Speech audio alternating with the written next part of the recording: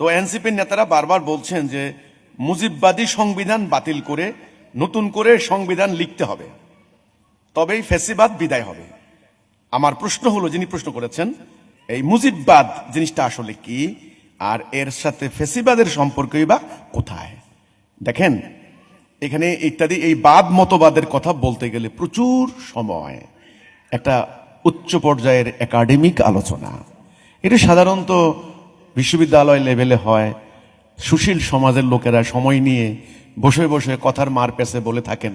এগুলি আমাদের মতো সাধারণ এই যে জেনারেল মিটিংগুলা, জেনারেল অ্যাসেম্বলি যদি আমরা বলি, অ্যাসেম্বল, এই যে জনসমাবেশ, এখানে খুব সাধারণ মানুষ এখানে এসেছেন। এই মুজিববাদ সম্পর্কে আপনাদের কি অনেকের আগে থেকে কোনো ধারণা আছে? আপনারা অধিকাংশই জানেন না। আপনারা জানেন যে আওয়ামী লীগ, নৌকা, বিএনপি, ধানের শীষ, খালেদা জিয়া, শেখ হাসিনা, শেখ মুজিব, এই তো এগুলাই। মুজিববাদ আবার কি?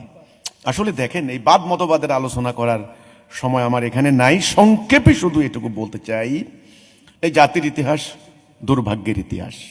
এত বাদ মতবাদের চাপায়, মানে মতবাদের গেড়াকলে আমরা আটকা পড়ার কথা ছিল না। আল্লাহ রসুল কষ্ট করে আমাদেরকে সিরাতুল মুস্তাকিমে দিয়ে গেছেন, তাওহীদ দিয়ে গেছেন, কিন্তু সেটা আমরা হারিয়েছি আমাদের কর্মদোষে। হারিয়ে আমরা ব্রিটিশ সাম্রাজ্যবাদের আন্ডারে তাদের গোলাম হয়েছি। দীর্ঘদিন তাদের গোলামি করার পর ঘটনার ধারাবাহিকতায় দ্বিতীয় বিশ্বযুদ্ধ হলো। পরে তারা এই ভারতবর্ষ স্বাধীনতা দিয়ে চলে গেল। যাওয়ার সময় তারা একটা ব্যবস্থা কায়েম করে দিয়ে গেল, তাদেরই তৈরি করা। এই ভারতীয় কংগ্রেস আর মুসলিম লীগ, তারাই কিন্তু প্রযোজনা করেছে, তাদের মাস্টার প্ল্যানের অংশ।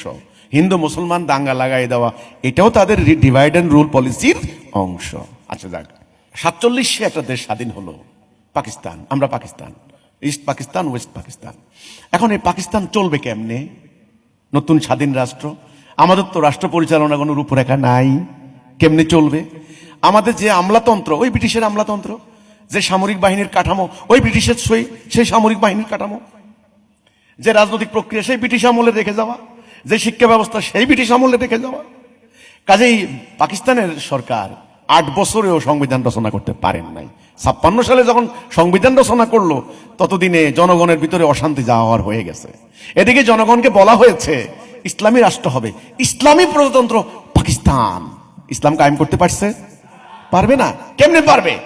তাদের মন, মস্তিষ্ক, মগজ তারা আপ্লুত ব্রিটিশ সাম্রাজ্যবাদের আইনের প্রতি। কেমন তারা ইসলাম চায় না? ইসলাম সম্পর্কে শিক্ষা ব্যবস্থার মধ্য দিয়ে তাদেরকে একটা নেগেটিভ ধারণা তাদেরকে দিয়ে দেওয়া হয়েছে। ইসলাম এই যুগে চলে না। এই ধারাবাহিক